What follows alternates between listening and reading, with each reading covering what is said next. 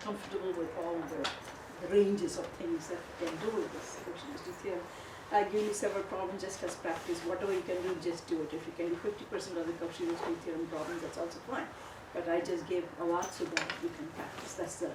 That's the reason I gave several problems. So that would perhaps cover many things. Something single value, multi-value function, everything would be there.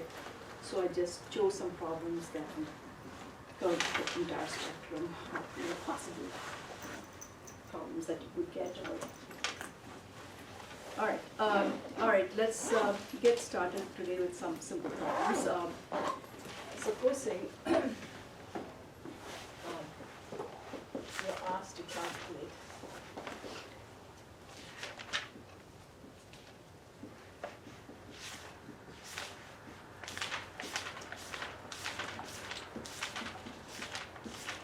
you got sine or cosine in the denominator like this, okay, then you can apply this kind of a technique here. So here in this case, what you see, this is an odd even function because of the sign. So I could write this equation as 1/2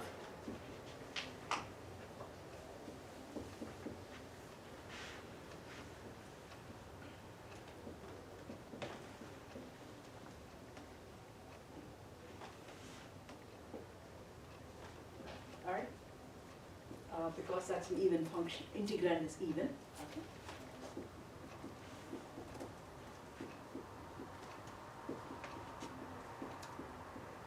So I could write it like that. So now, whenever you have sine or cosine, the substitution that you do is the following. You just introduce a complex variable, z, which is exponential I theta. Right? So I can write cosine theta as z plus inverse of z over 2. Right? Exponential I theta plus exponential minus I theta over 2 is cosine theta. Right? So I'm just writing, because cosine theta is nothing like this. This is cosine theta plus I sin theta plus cosine theta minus I sin theta. So you have 2 cosine theta in the numerator divided by 2, which is cosine theta. So because of that, I can write in this fashion. Okay, so this is sort of the thing that you may, so whenever you have cosine theta, try to do that. dz, of course, in this case is exponential I theta de theta, or dz is nothing but, theta is that, right? So I have I z de theta, so I can write dz as, okay, I can just write I z de theta.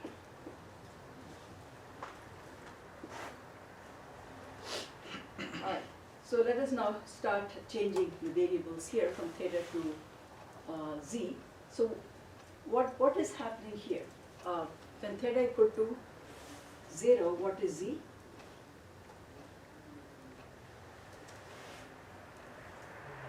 I'm changing the variable from theta to z, right? I mean, so when theta equal to 0, z is 1, and theta equal to 2 pi, 1. So what does that mean? This limit 0 to 2 pi, what does that, what does that really mean? So what we have is theta equal to 0, z is 1, okay. Upper limit z equal to 1. How can I represent that the definite integral becomes what?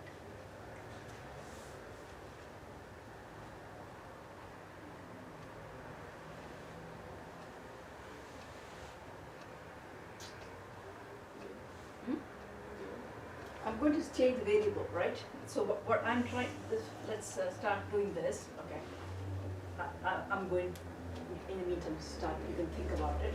De theta is dz over iz, and this is nothing but a plus b, z plus z minus 1 over 2.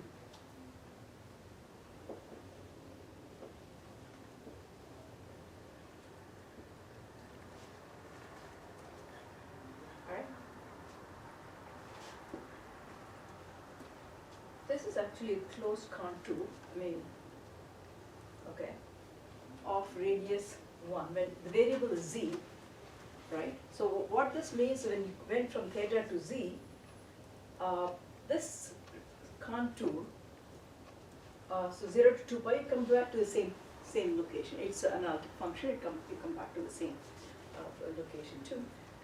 So this is now, you're integrating over a circle, closed circle of radius 1, of radius here, modulus z, let's say 1. That's all it means. Okay, so we automatically got it. In the previous class, we were just cooking up a contour integral and trying to extract a definite integral. Here, it's automatically a closed contour integral when you went from theta to z. All right.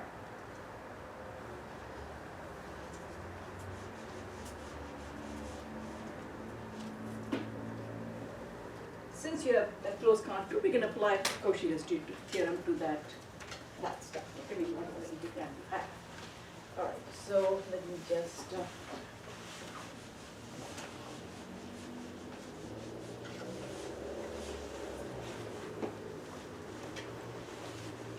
All I have is equal to, I have 1 over 2I in this case. Let's try to see what all we have. dz. The denominator looks like this. Let me see, that will slowly try to figure what this is. A plus b half of z plus 1 over z, right? That's what it looks like. I need to look at the codes of this function, right? So I need to rationalize this, try to do this properly, right? So what we have is, let me first do z squared plus 1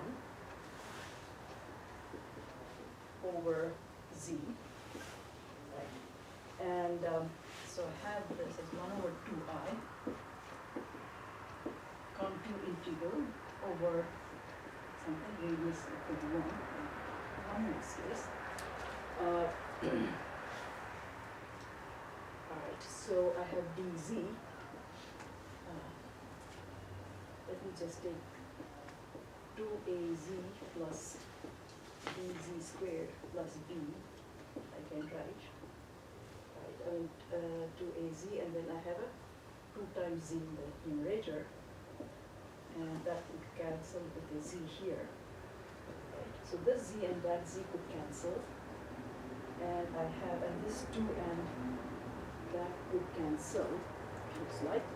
So this I seems like 1 over I at this point, integral of dz over this, all these time, dz squared plus 2az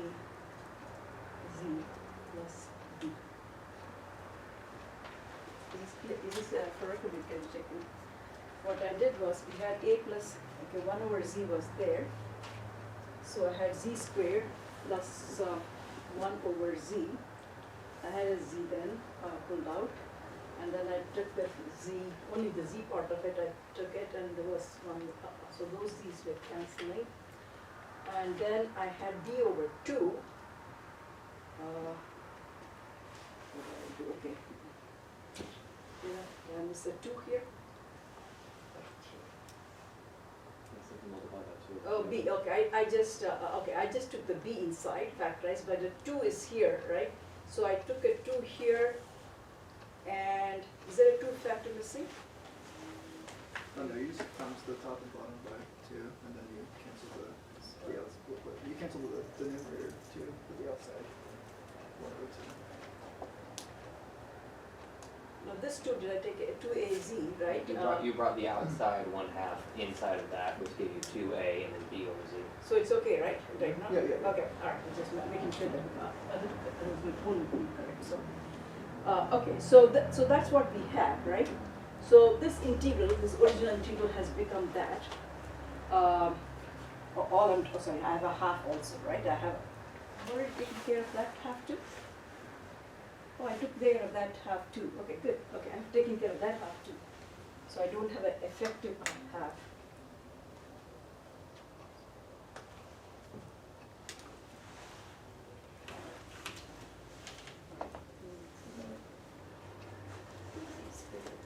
Okay, all right. So we need to find the, where the roots are.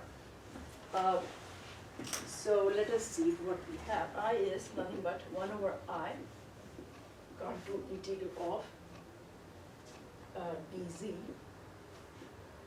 I'm going to pull the b outside at this point. Z square plus 2a over b times z plus 1. All right.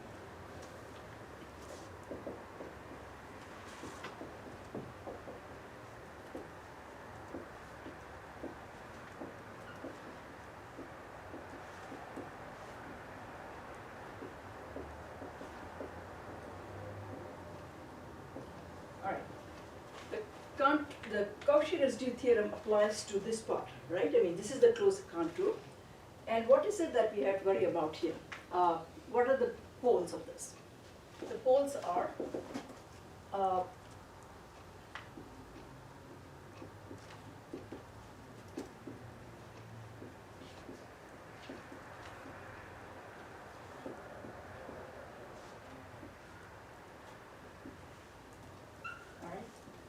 so this is nothing but minus a over b plus minus, there's a 2 which will cancel, right? Square root of a square over b square minus 1. So, since that's a quadratic equation, I got 2 poles, let me call that plus and minus, okay? So these are the 2, because it's in the denominator, so those are the poles of that integrand.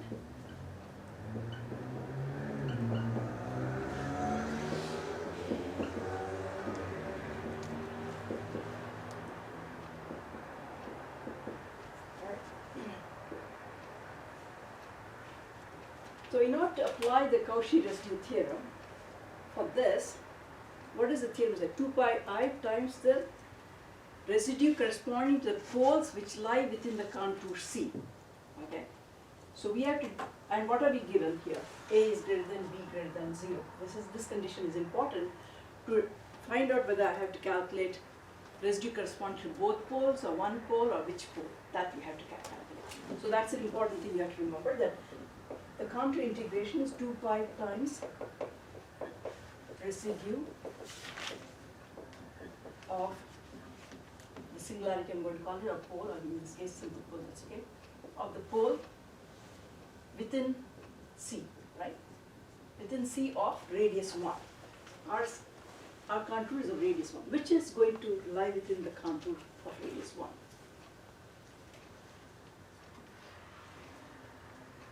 Let's say this is 4, this is 2, as an example, okay?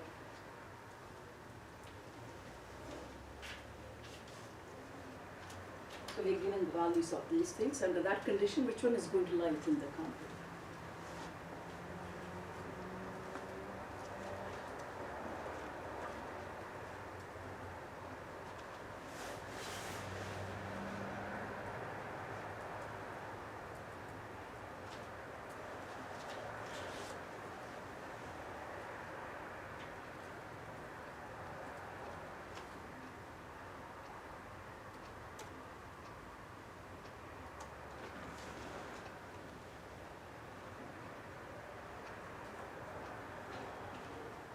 Z negative? Hmm? Would be the Z negative? Let's look at the quick example, okay? I mean, I'm just going to A equal to 4, B equal to 2, as an example, right? A over B is 2, right? Plus A square is 16, B square is 4 minus 4, okay?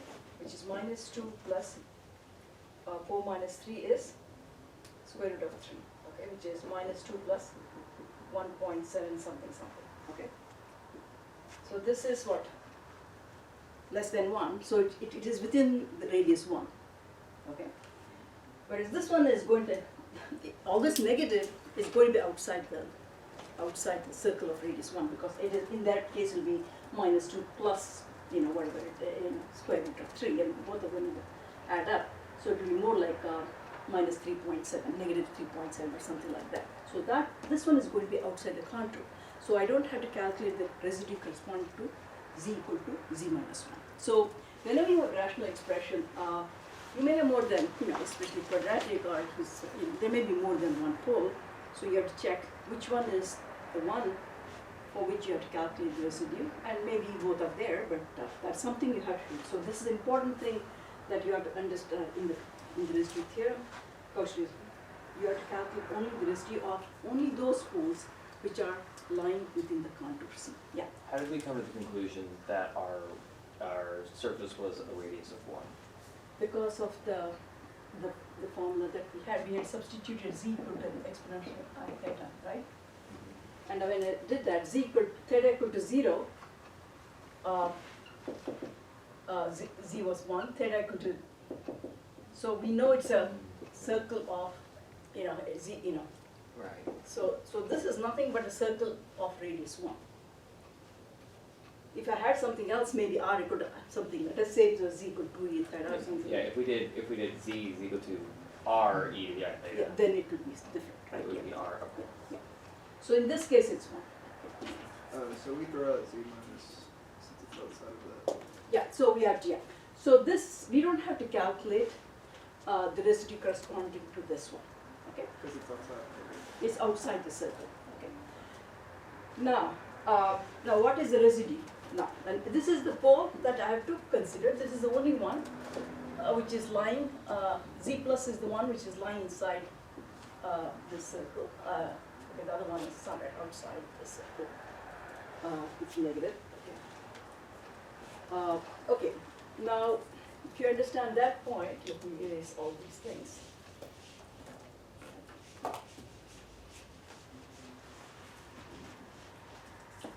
So I'm going to only, this is the part I'm going to evaluate, and then I'll put that, let me call the I prime so that you understand.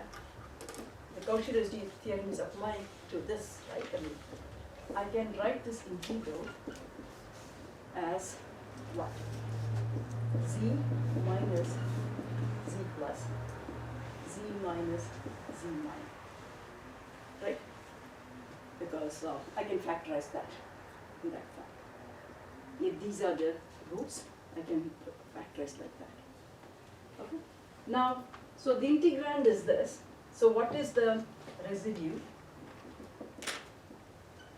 of the integrand of the integrand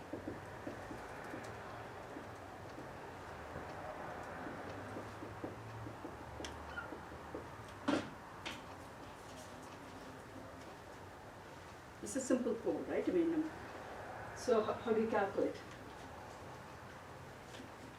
If z equal to z plus is the pole, then what do you simply do? Z minus z naught times the function, right?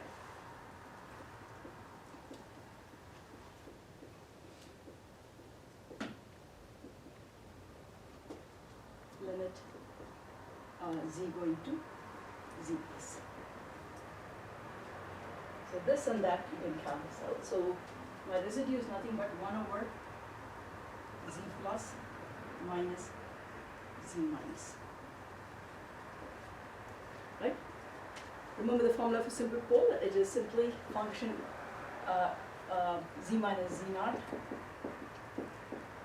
f of z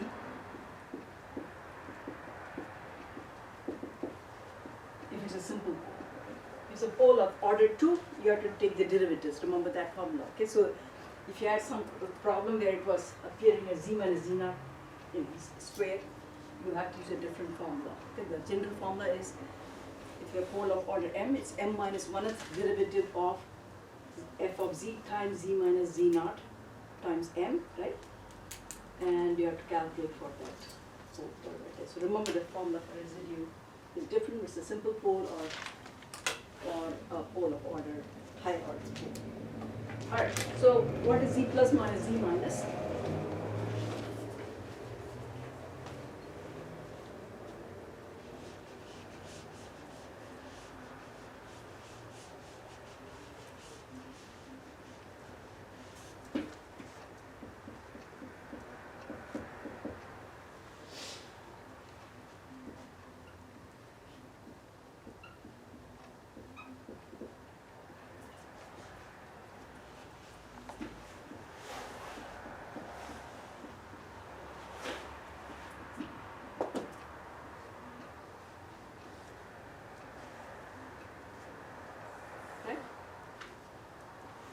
subtract this will cancel, only that term contributes.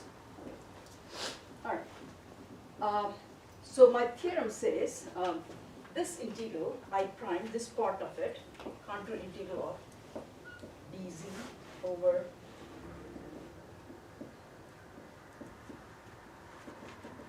which they wrote as that, okay, we factorized it that way, should be what? This integral is nothing but 2 pi I times, after calculating, remember to multiply 2 pi I. The Cauchy-Ricci theorem says 2 pi I times the residue, right? So times, okay, that is, my residue is in the denominator, and the thing, it is that with, that's the difference. My residue is 1 over that, so it is really in the denominator. Okay,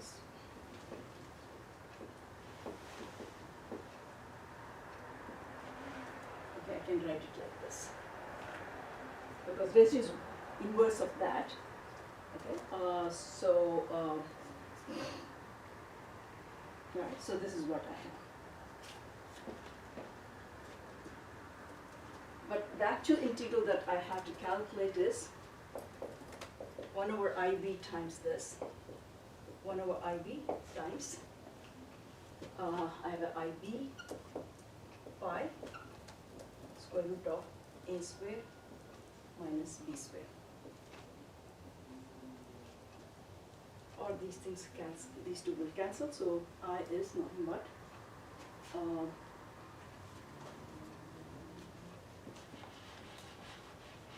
this integral that we're trying to solve, 0 to pi a theta a plus b sine theta is nothing but pi square root of a square minus b square.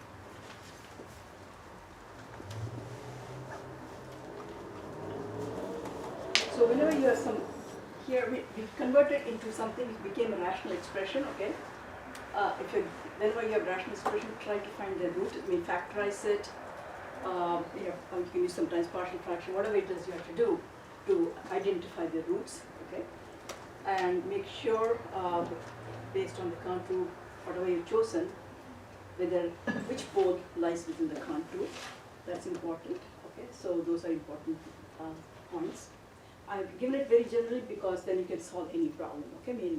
So whenever you have sine or cosine in the denominator, just go to the complex variable by putting z equal to I theta and then try to solve by this method.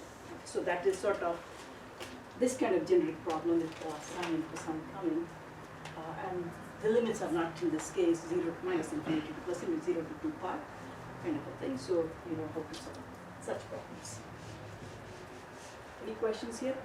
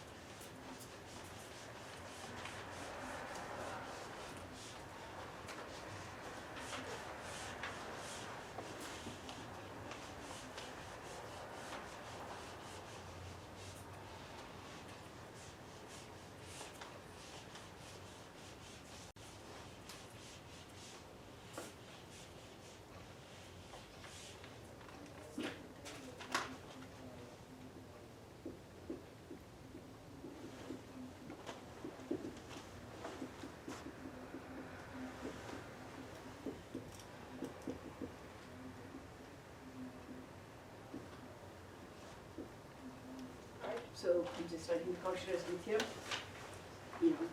Sometimes what happens is just calculate, you're focusing on residue, forget to multiply 2 pi I, you'll get into trouble if you didn't do that because sometimes you're looking at the real part, the imaginary part because of this I. It's not only the factor of 2 pi, you're getting the wrong answer completely too. So remember it's 2 pi I. And if there are more than one pole within the contour, you have to calculate residue corresponding to each one of them. You have to write 2 pi I in whatever it is, residue corresponding to first pole, second pole, so on and so forth, right? You have to calculate all of it. That's why you choose a contour so that you can eliminate some of them if you can. Because all Cauchy-Ricci theorem says it's a closed contour. It doesn't say anything else. Okay, so I'm going to now show examples where you're moving away from, semicircle or circle or something. Maybe some examples so that you understand completely what the closed contour is just. Closed contour doesn't specify the shape of it. So let's solve this problem.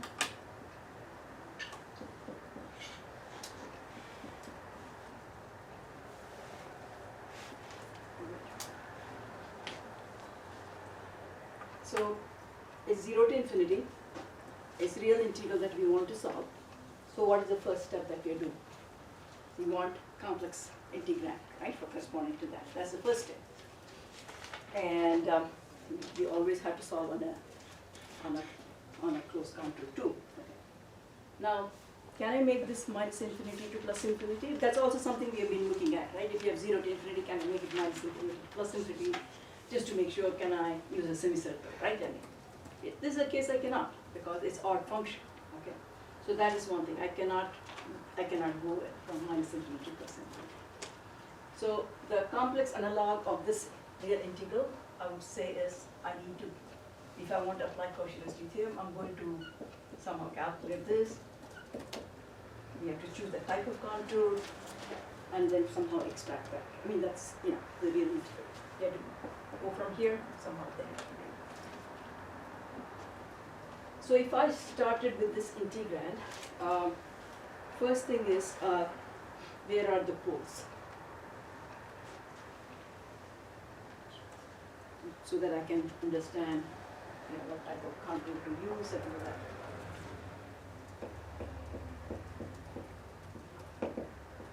Where are they?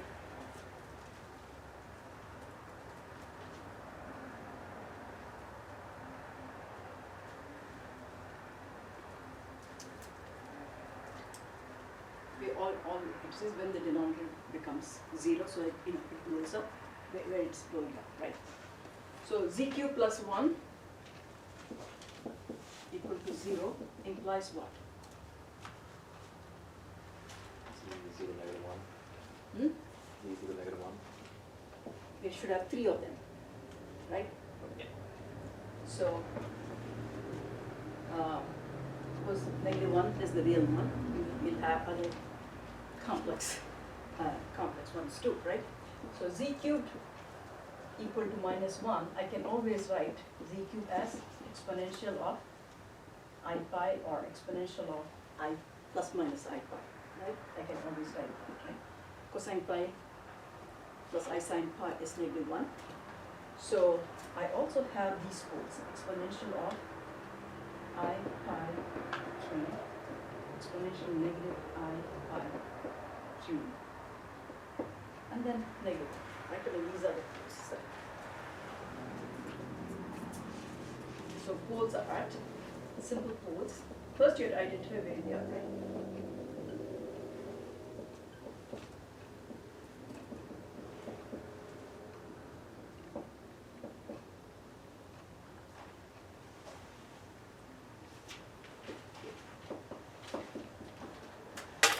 So this is what?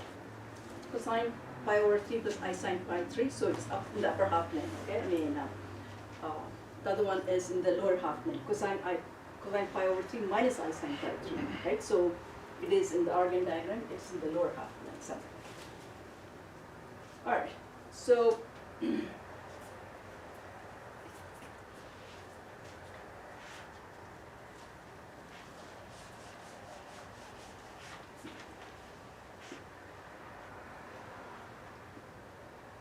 so I want to go from, I have to calculate 0 to infinity eventually, right? I mean,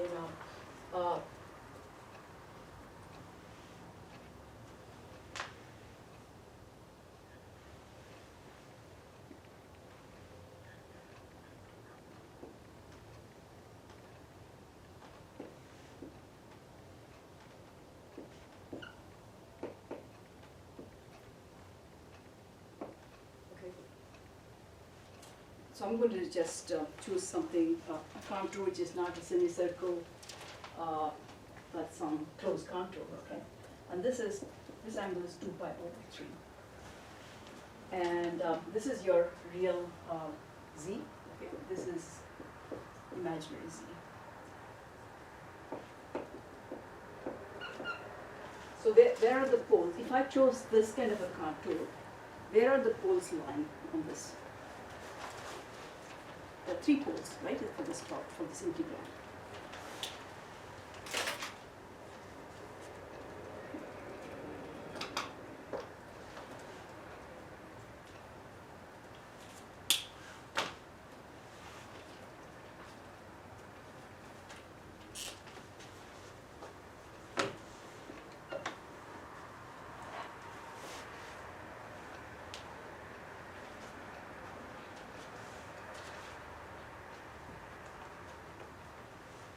Because I have to calculate only the residue for the poles within this, within this contour, closed contour that I have chosen. Where is -1? That's easy, right? That's outside. I don't have to calculate the residue for -1 if I chose it. Okay. Where is exponential I pi over 3? The real part and imaginary part both are positive, right, in this case. So it is in the upper half limit. The other one is, the real part is positive, the imaginary part is negative. So that is somewhere. So one is here, one is here, right? So this one is exponential I pi over 3 somewhere, let's say.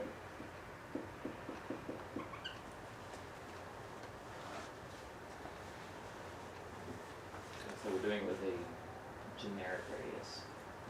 No, I put r tending to big R go to infinity. Eventually I have to do that because this R, right now it is generic R, but we will all, as usual, I'll have to put this R go to infinity and I'll try to make the contribution from that go to 0.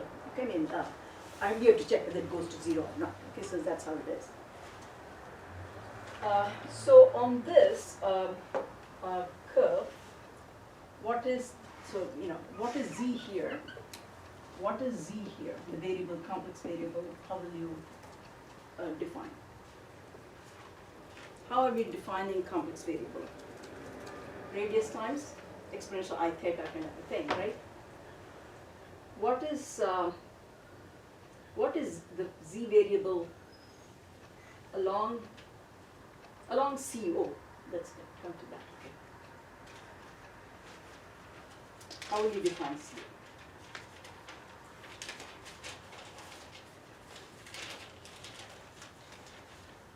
R is varied, right?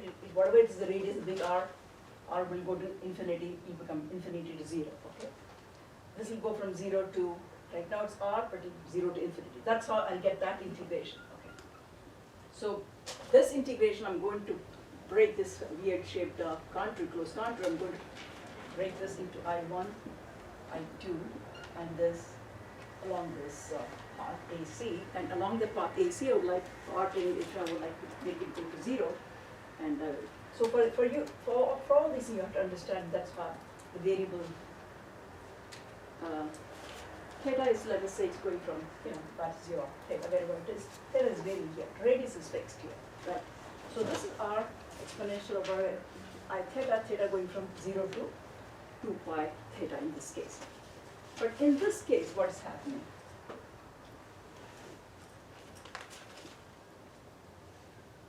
This big R is the radius of that, the semicircular arc. On CO, how should I write the complex variable?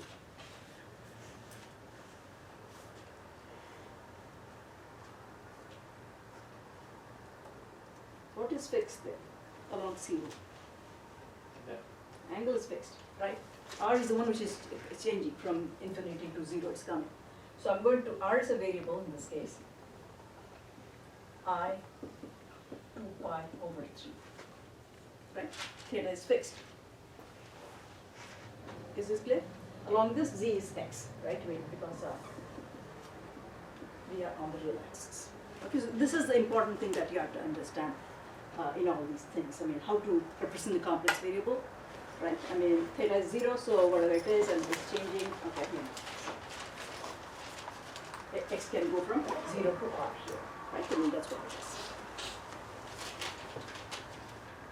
Alright, so once you understand this, if this is the contour that we decide, why didn't I choose here? I was thinking like, what, here, if I did this pi over 3, this one may come in the path of the, and it will blow up. So that's why I took a 2 pi over 3 as the, doubled it, and then I know I will avoid crossing, that singularity. Okay. So 2 pi over 3 is 120 degrees. Okay, all right. Now what else should we do? My integrand is this, and we have isolated which one. If I chose that contour, I have isolated which singularity I have to calculate for the residue. That also be done. So this contour, right hand side, you have closed contour, now you can start writing the right hand side. 2 pi I residue at of the integrand at z equal to exponential of I pi over 3. That's what we have to do. Right? Now, how do you calculate residue for such a thing? Our integrand is 1 over, my f of z is 1 over 1 plus z cubed. How do I calculate residue?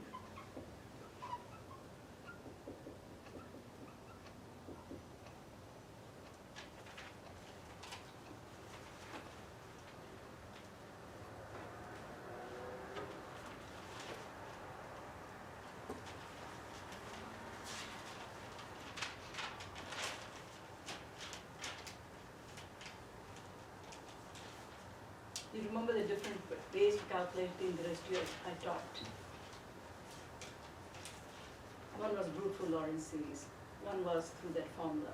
The other one was like a function. It's easier to do it this way, okay? Instead of factorizing and all that. I said if a function can be written as this, right? The residue is simply given by g of z, the numerator divided by the first derivative of the denominator, whatever the function is, for z going to z naught, which is your pole, right, wherever it is. So that's easiest way to calculate. So, okay, so numerator is 1, no problem. H prime z, where is my h prime? Okay, so that is constant, so that will not contribute. So all I have is 3z squared for z equal to exponential I pi over 3, which is 1 over 3 exponential of I 2 pi over 3. Looks like it. Or let me just take it upstairs then.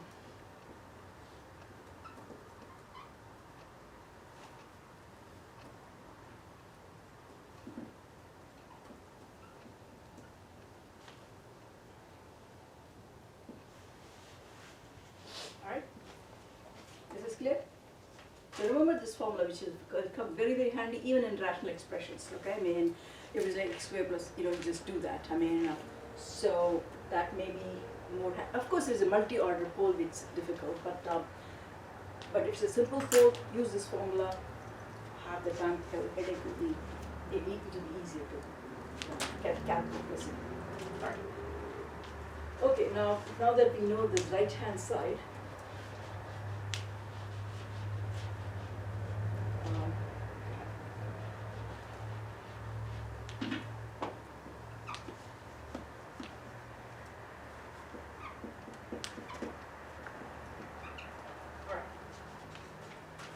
so I have the right hand side of the Cauchy residue theorem. I have only one pole. We had 3 poles, but we eliminated the other 2. We only calculate residue at one of them. Okay?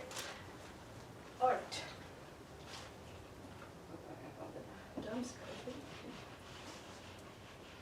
Now, so along OA, right? We are going from along OA, and so it's, let's say 0 to R. Okay? R is the radius of the circle, and R will let that go to infinity. So I'm going to put it as 1 over n plus x cubed. Then I have along that path, which I'm calling it as, should we call it C1, or A, B, C, something, that arc. Along that arc, of course, it's the upper half plane, so I have to calculate this term and make sure whether it's 0 or not, we have to check. Plus, then I come from R to 0, right? And what is here? What is Z here? Z, I said, is that, right? It is, Z is that, 2 pi I over 3, right? So dz in this case is r, which is changing in this case. So it's not delta, it's dr exponential of I 2 pi over 3. Alright? So my dz here is dr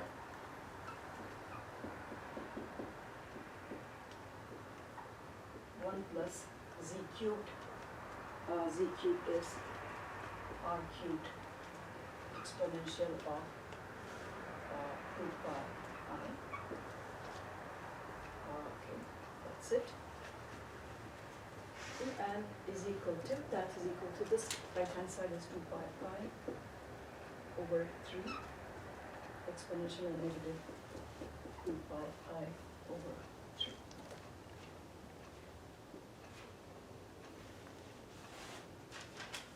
Alright.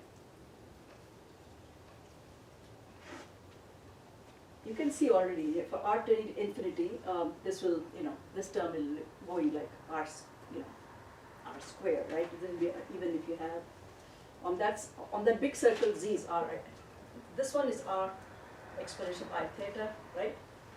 So you will have variable as d theta, not dr here, because their theta is varying. Okay, r exponential I theta, d theta you will have, and here you have 1 plus r cubed exponential I theta, and r is tending infinity, and you're going from 0 to 2 pi over 3. Yeah. So the integration, when you go from this, when you convert that integral, let me call that ABC, upper half line, the integral is, since z is r exponential I theta there, r is constant, theta is changing, r exponential I theta, I delta theta in this case. So, and you're going from 0 to 2 pi over 3.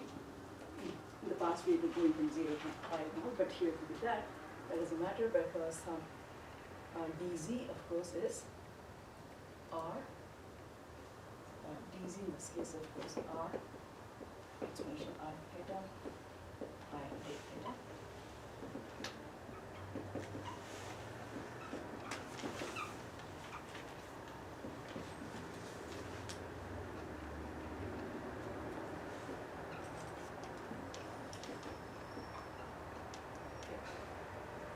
This is that. So, for r tending infinity, I can, ignore 1 compared to r cubed. So we have 1 over r squared effectively, right? So this term becomes, so you have to only rationalize rather than proving what it is. Sometimes you look at the maximum value integrand. Here you can see that, for r tending to infinity, my denominator is basically this daily term becomes, the integrand becomes what r, I exponential of theta, that's the integrand I have, r cubed exponential of I 3 theta, that's the integrand, okay? Clearly this is, 0 for r tending to infinity because it goes as 1 over, this term goes as 1 over r squared, right? So even if you integrate the theta part and all that you can do, but this will drive that integral go to 0. So that is.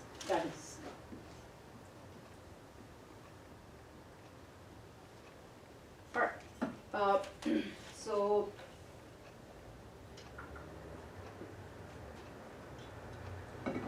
okay, what is this?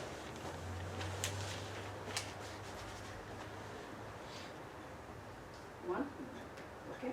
So this integral actually turns out is nothing but 0 to infinity for r tending to infinity, dx over 1 plus x cubed And this one is infinity to 0 of, this is a constant, so I can pull it out. Exponential of I 2 pi over 3, I can pull it out. It's a variable, I can call it R, X doesn't matter now because it's just a running variable going from here to here.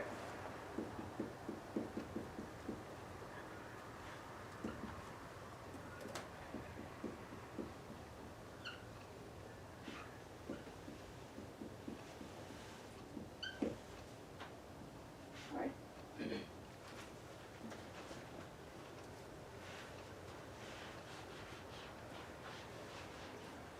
Or we have 1 plus exponential of I 2 pi over 3 of this, oh no, minus, I'm going to change the integrand from minus so that I can have 0 to infinity, right? If I make this negative, I can make this 0 to infinity, all right?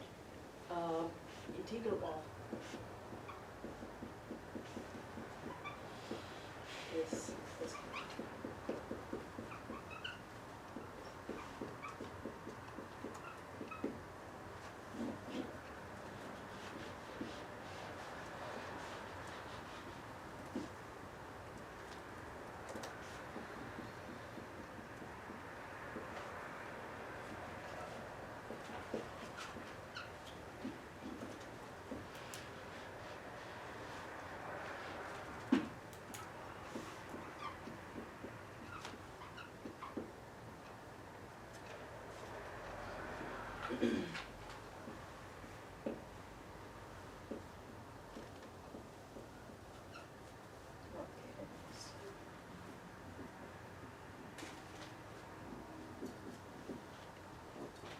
So 1 minus.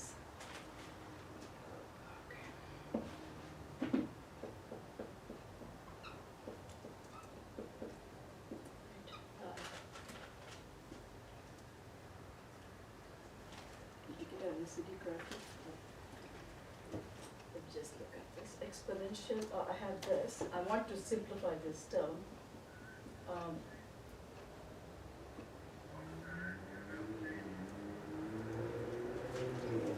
What do I have? I want to get a sine term out of this actually. Yeah,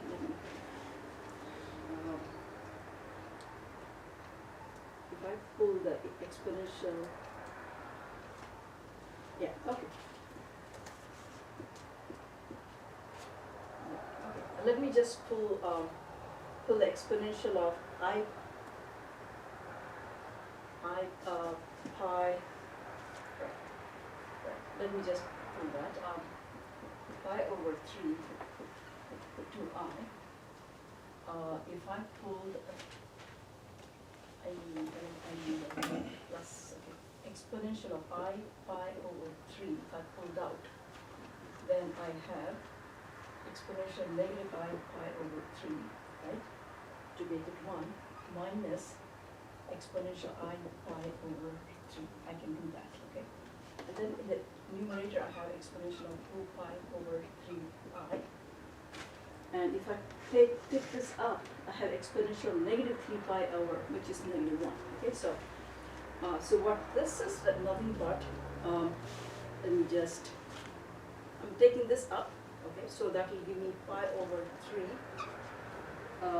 exponential of negative 3 pi I over 3. Okay, which is negative I pi g, give me a negative 1, okay?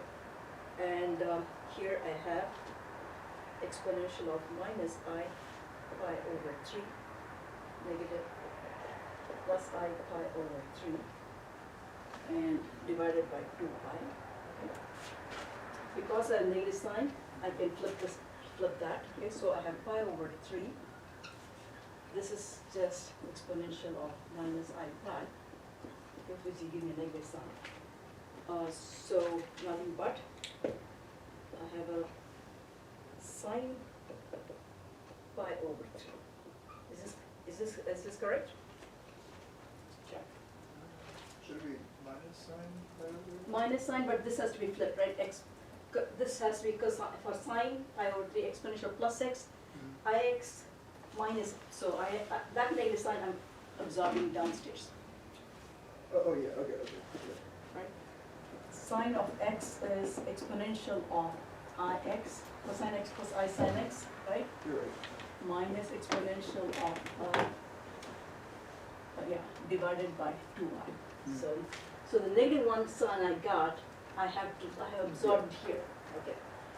Alright, so let me just write down this clearly. Alright, so this whole integral has now become nothing but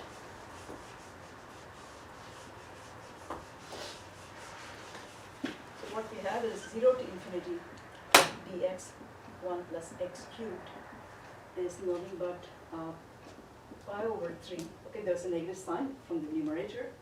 Okay, then I have all these things. This quantity 2I over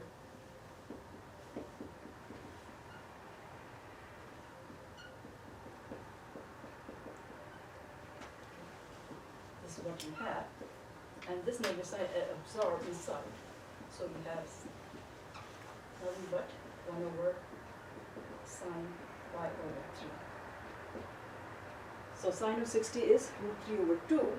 So this is nothing but pi over 3 minus 3.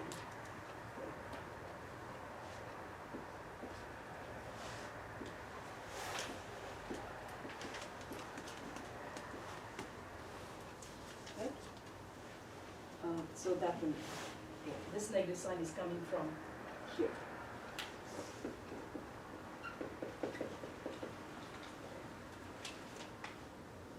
So that numerator became negative, and then I absorbed it. So, yeah. Is it clear? Please summarize what you did. Huh? Can you please summarize what you did? What I did? Okay. We were given this real integral to evaluate. The first notice that the integrand is not even function. Okay. So I cannot do this semicircular arc. So I threw out that possibility of using that kind of contour for this problem. And then we went with the, with the closest complex analog of this real integrand. That's what we did, and looked at the poles. And we had 3 poles, and we chose one of them. That part is great, right? And then I chose a contour which is, this angle is 2 pi over 3. It's not semicircle, but it is something. It's a closed contour. That's all we need for Cauchy-Riemann theorem. It doesn't tell you what it should be. And then we let the radius of this circle go to infinity. Okay. Then all we have tried to identify is what is the z variable on different parts. Here it is x, okay, or r in this case. It is x, which x goes from 0 to r. Okay. And here's our exponent I theta. It's theta which is varying, radius is fixed here. So when you do dz, you got to be careful, right? I mean, in this case, you take the you differentiate with respect to theta. On the other hand, when you come along this radial direction, theta is fixed, right? Because this is all you're measuring. Theta here is fixed. R is changing from r to 0. So when you take dz here, you take the derivative with respect to r naught, right? So that's the important distinction between these curves. And so you went from infinity to 0, and we changed the sign. Okay, because of that, we had to change the sign to make it 0 to infinity, whatever it was. Okay, and there was a contribution here because of the fact, dr is that, right? I mean, when you do dz, you have that factor. Okay, so and then when we realize dr, finally it doesn't matter which called r because the integral looks, this thing. We made from dr over 1 plus r cubed to dx over 1 plus r x cubed. It's a running variable at this point, mathematical. And so then I combined these two into this integral, right? I mean, you have the same integral. Here it is 1, right? So I just combine these two integrals into this. Okay. And all I have to do is extract out this, and residue you have calculated 2 pi over residue. You divided that by that.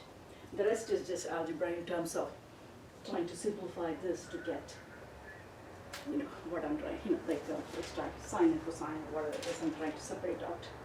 Whenever you have something like this, you can always get a sine or cosine out of it. So I had something like this, So I factorized, I just factorized exponential I pi over 3 out, right? So then that will become 1, right? And this adds up, the exponent add up, so that is exponential of 2 pi I over 3, that's what.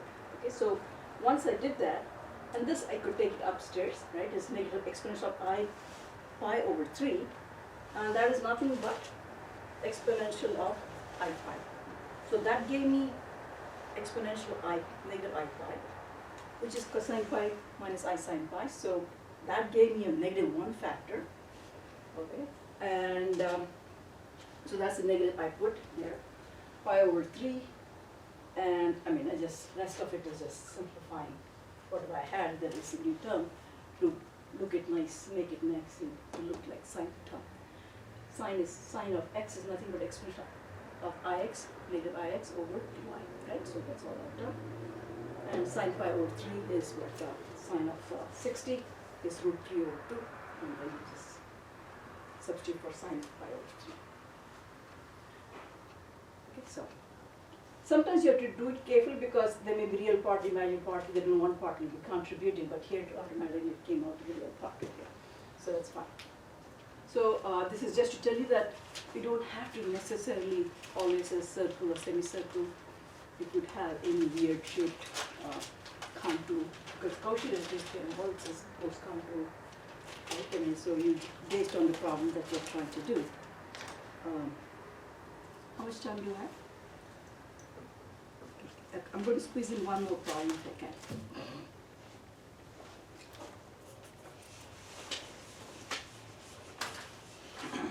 Dr. Jansen, Yeah. real quick, why did the contour go from 0 to e to the I 2 pi over 3? What did you say? Why did the contour go from 0 to e to the I 2 pi over 3? Here? Yeah. Here? Okay. The variable here, what is happening? Z is just, we are in the, this is what, we write the complex in, you can write it in the, you can write it like this, right? Or you can write it as r exponential pi theta, otherwise the radius is on the way of writing. On this, what's happening? You're measuring always theta, wherever it is, z variable is here, wherever it is, right? We are trying to, theta is always constant here. And the theta is, whatever this angle is. So this is what I wanted you to understand clearly. This is the only thing which is different, right?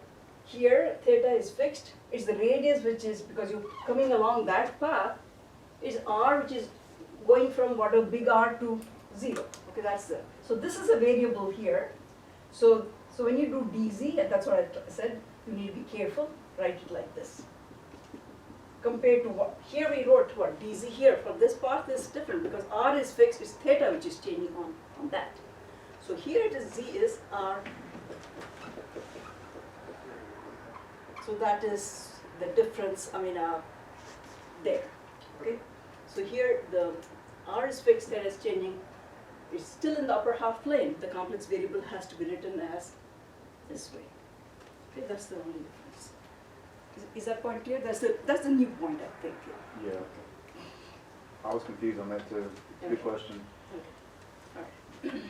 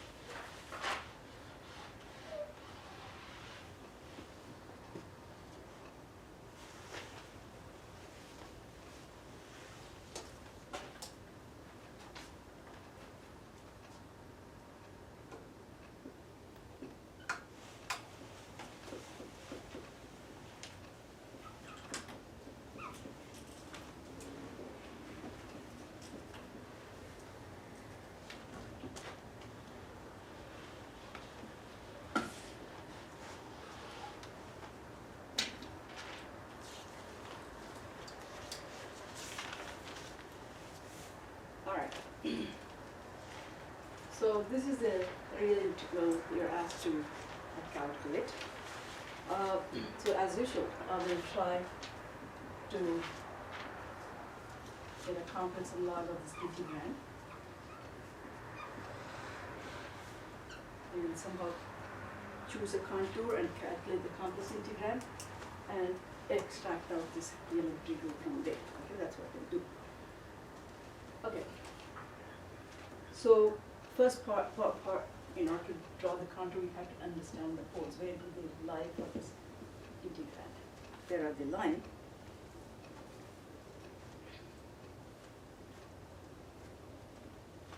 So where are the poles? Where does it blow up, this integrand?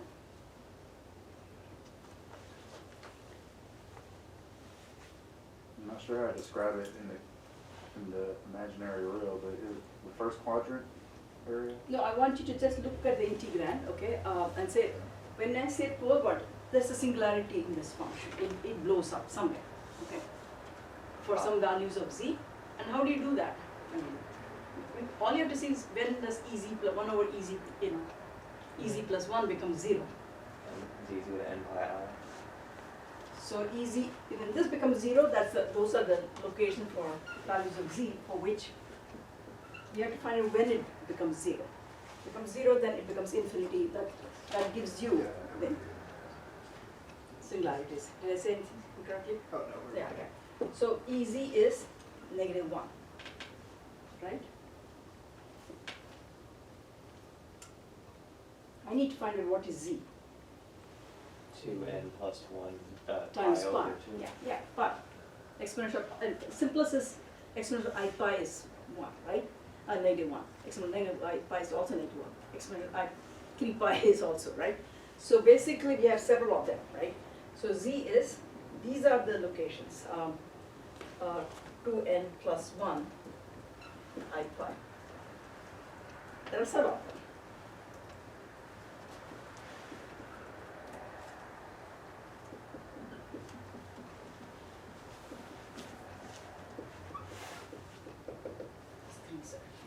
Yeah, 2 is fine.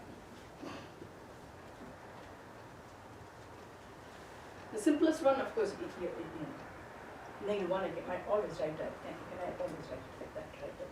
So you know that is there.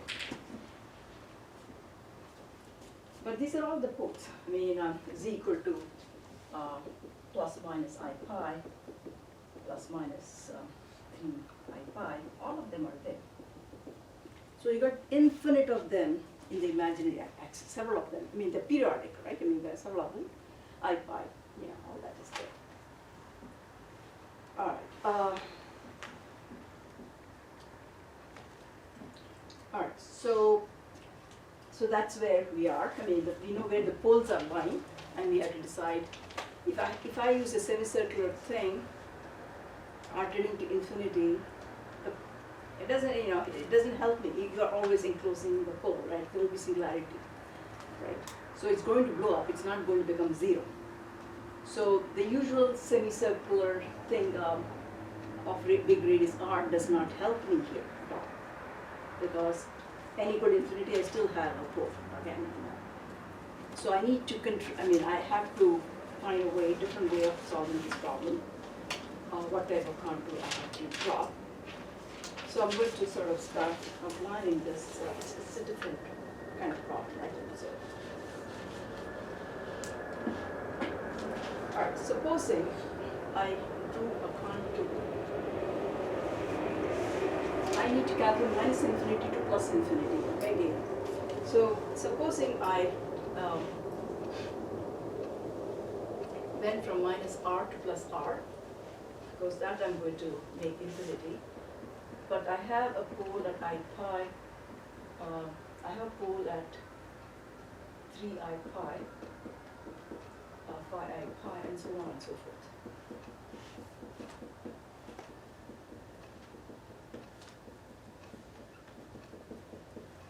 We do have everywhere.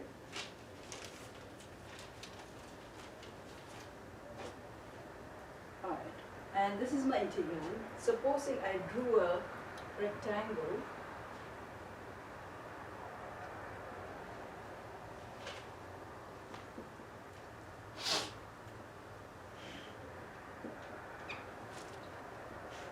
the closed contour, because I want to go minus infinity to plus infinity, I have something. Okay, and I am only enclosing, I draw a rectangle like this, although I got so many of them, and I try to enclose only one pole. I mean, nobody's stopping me from not choosing such a contour, okay? So I do that, and supposing this is this where I draw a circle, a rectangle where it is 2I pi, okay? Let us say y-axis here, this is r plus I 2pi. But this is minus r plus 2pi. That is, this vertex is backward.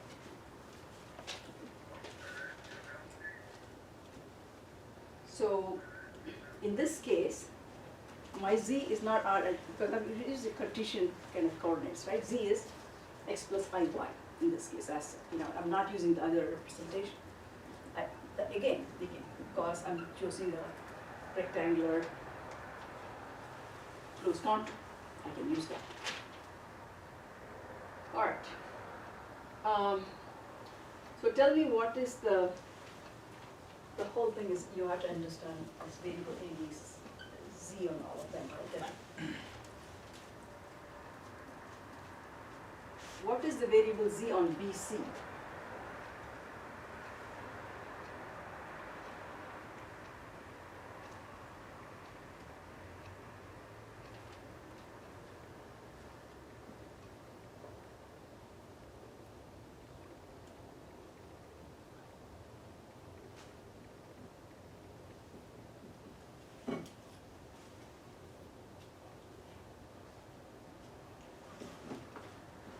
What is z here?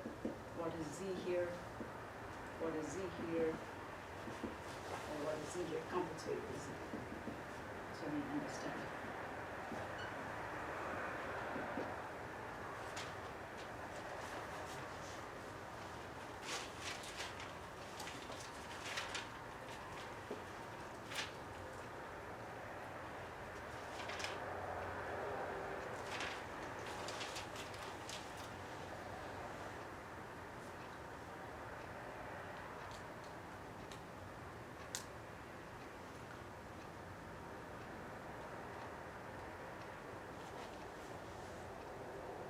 What is varying along BC? You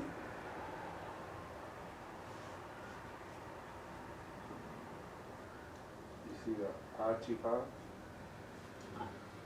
R is R, the x is R, right?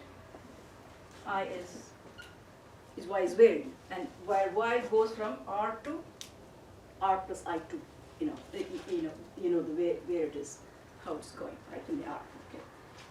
So here what is happening? On this, what is z? Variable z on dA. R minus IY? Negative R, A negative R. negative R plus I, okay, we can have it like that, where y again goes from 2 pi to 0. Okay, so that's, it's Cartesian coordinates, so it's easy. Okay, so this is, I mean, just you know what it is, so then we can try to, so we only put one of the poles, which is I pi, yes, I pi in this. So this should be, immediately write down this because otherwise we forget this, and then we can manipulate the contour, okay? Split that into different parts. Residue at z equal to, was it I pi? No.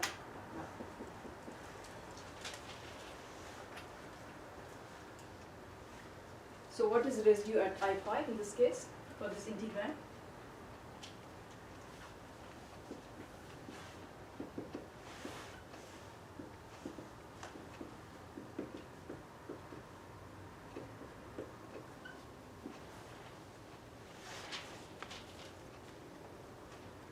Pole is z equal to I pi. Right? This is where your similarity is. Z equal to z naught to I pi, we got this thing. So, what do you do?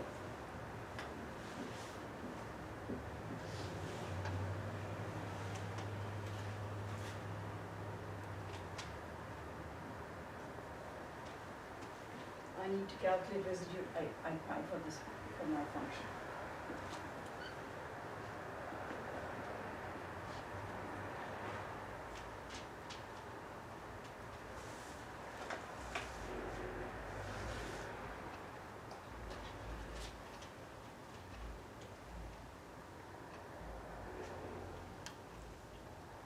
So when you have function of this form, g of z or h of z, just the numerators as such, it's easy to do that. Okay, don't worry about how z minus z naught, how to, don't even worry about it. So it's simply e dz, the derivative of that, which is ez, for z equal to I pi.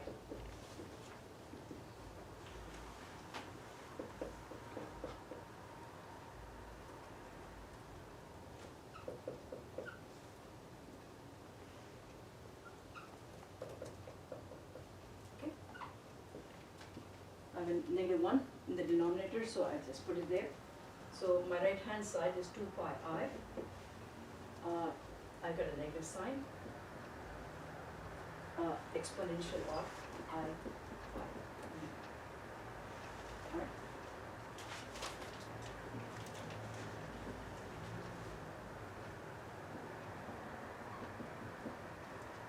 Alright, so have you written down the Cauchy residue theorem? I do it because otherwise you forget the 2 pi I and rest, all that stuff. Just finish that and then come, because we'll be busily trying to split the parts, which is going to 0, and you may forget certain things here. Write down that and then we'll split it. Okay? Alright, so again we'll do it in the limit r tending to infinity. And r tending to infinity, we have to make these things go to 0. The one, the up, the vertical, it'll become 0, we'll check why it is, and then it becomes E0. Okay, so what I have is minus infinity to plus infinity. We have exponential of bx, exponential x plus 1 dx, because I'm traversing along the x-axis, right? So y is 0 there, so this is simply that. Okay, z there is x, y is exactly equal to 0, so that's all we have. Minus r2 plus r, if you want, initially, and then we're going to let that go to 0 anyway. Then I have, these are the places we'll come and fill it up, because I'm going to make it 0 somehow. But I'm going to write it in, I have write my, here I have put the z variable because it's in the upper half plane. Okay, I have to pick that up correctly. Plus d to a, so that is d is r, I have put a little bit is d to a, and then I'll put the correct variables and everything. Okay. Again,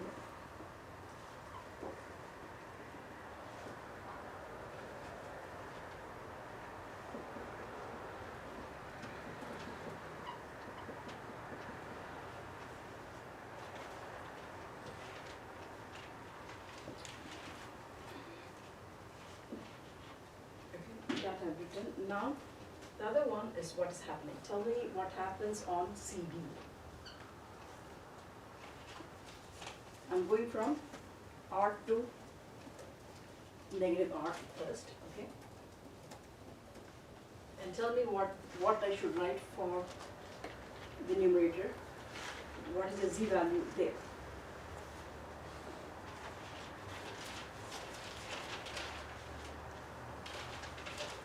How should I change there on that? X is varying, y is constant, right? The x plus 2 pi I. Yeah, b of x plus 2 pi I, that is my z there, right?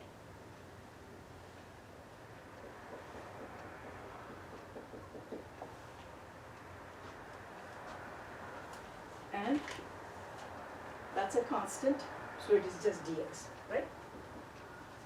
Y is a constant, so dz becomes dx there.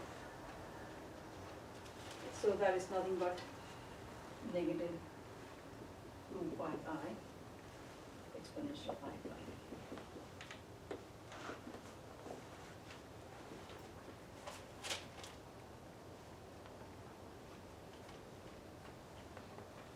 Again, I can change the thing limits to I can put a negative, right?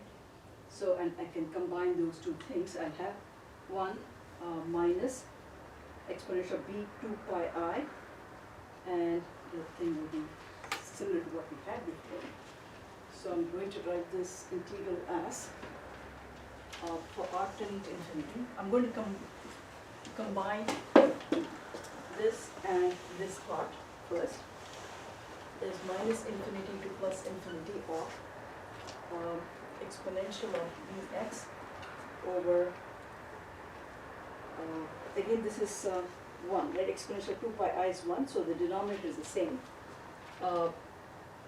Exponential of x plus 1, and I have, that is 1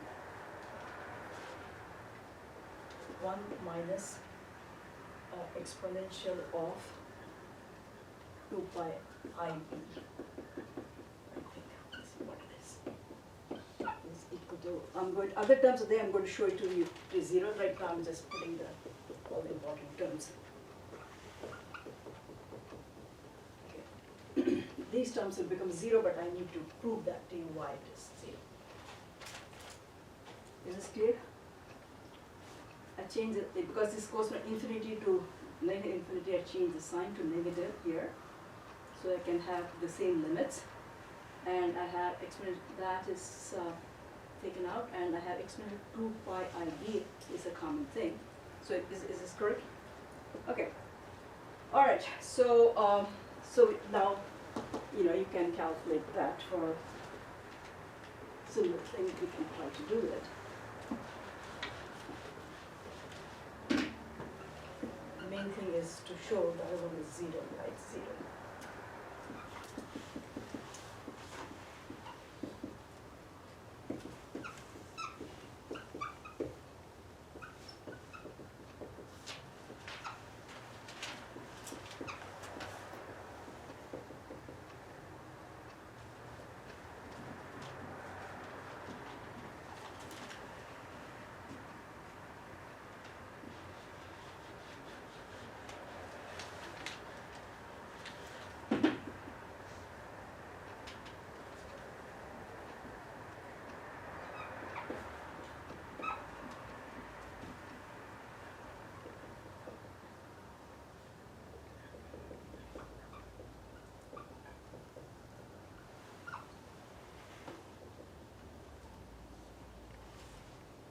Again, you can combine these two into a sine term, right? You can make this sign also absorbed, and this and that you can cancel. So you get this as pi over sine of pi b.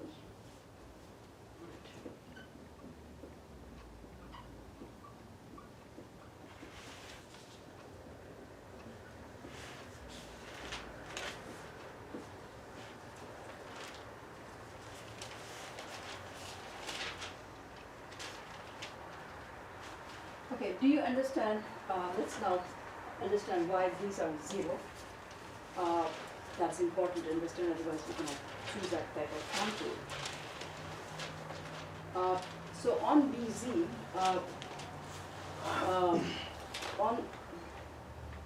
on BZ, what we have is, Z is R I Y. R is a constant, right? So DZ is nothing but I dy. This is on BC. So that integral b to z is simply 0 to 2 pi, because it is r plus I 2 pi. Then so you can calculate how the dy changes. Exponential of b r plus I y, right? And dz is I dy divided by exponential of r plus I y plus 1.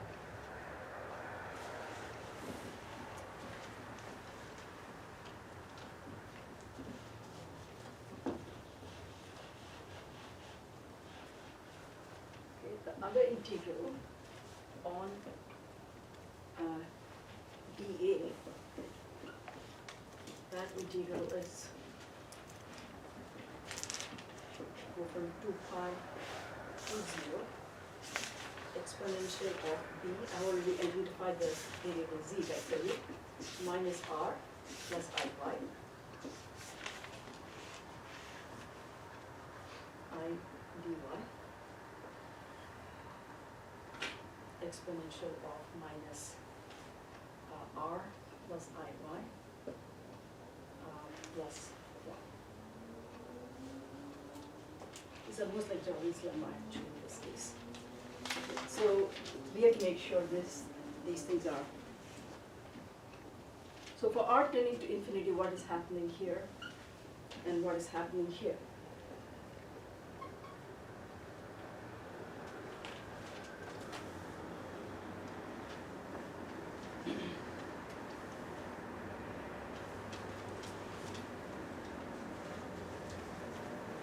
This is clear, I mean the limits and all, everything is clear.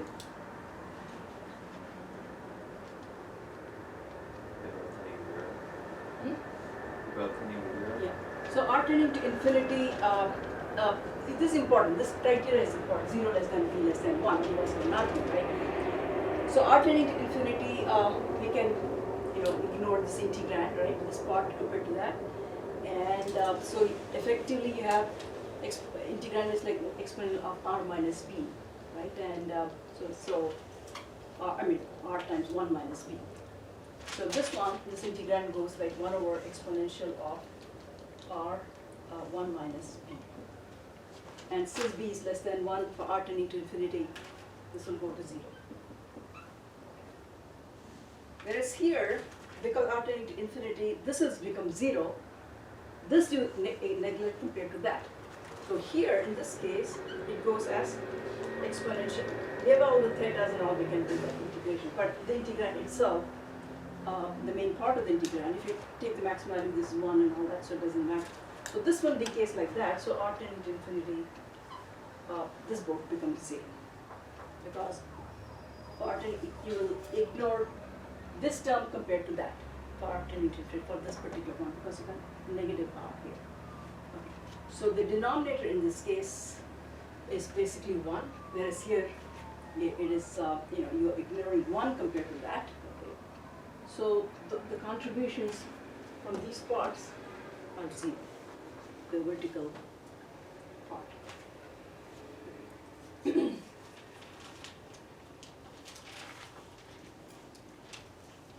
Is this clear? I mean, so what I'm trying to say is, the important thing which I showed today was just a close contour. Depending on the problem, you may want to choose different things, because if I had chosen a semicircle, I'm going to have so many similarities enclosed, right? And also infinite similarities, and there's no way I can use Cauchy residue theorem. It also says you have finite number of singularities in the upper half plane. In this case, we have infinite number of singularities, so I cannot apply with the semicircle part.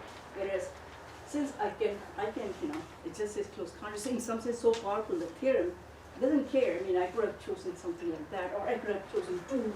There the rectangle. I don't have to do 2 pi. I could have 2. Then I have to calculate 2 residues, right? And you still should get the same answer. So that's the message that I want to, pass on to you.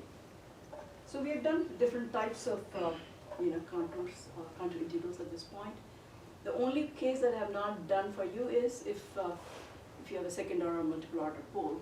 So you have to calculate the residue properly for that case. Most of the time you have considered simple pole, but then it's just a differentiation that you have to do properly. So you have to do that. But otherwise, I wanted to emphasize more on the contour, the type of contour, so I just chose different cases. Also, multivariate function, what you have to do, branch you have to use. So whenever you have extra power 1 over n somewhere in your denominator, all right, you have to, some radical is there, then you have to, it's a multivariate function. Natural log of x is something that is a multivariate function. So you have to introduce branch at the simplicity in those cases, because it's going to be different values, and you have to find out what value it's going to get. Alright, so the problems that I've given, they perhaps homework problems, they represent different types. So if you try practicing that, maybe you will get a better handle of this method. Any questions? All right, let's stop here. Art. Happy Thanksgiving here. Normally we have Thanksgiving lunch because we're still, COVID. because of that, we started this corridor, so coverage, not going to have time so much. Hopefully we'll have it next year. Happy Thanksgiving. Yeah.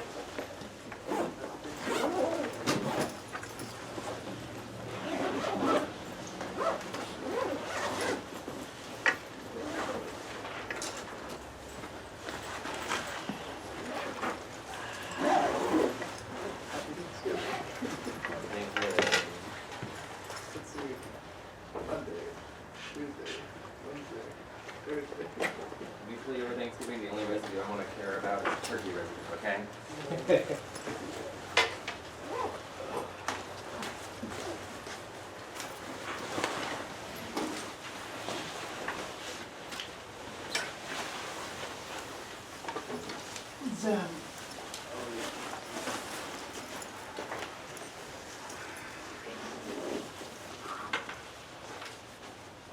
Yes, sir. I know, okay.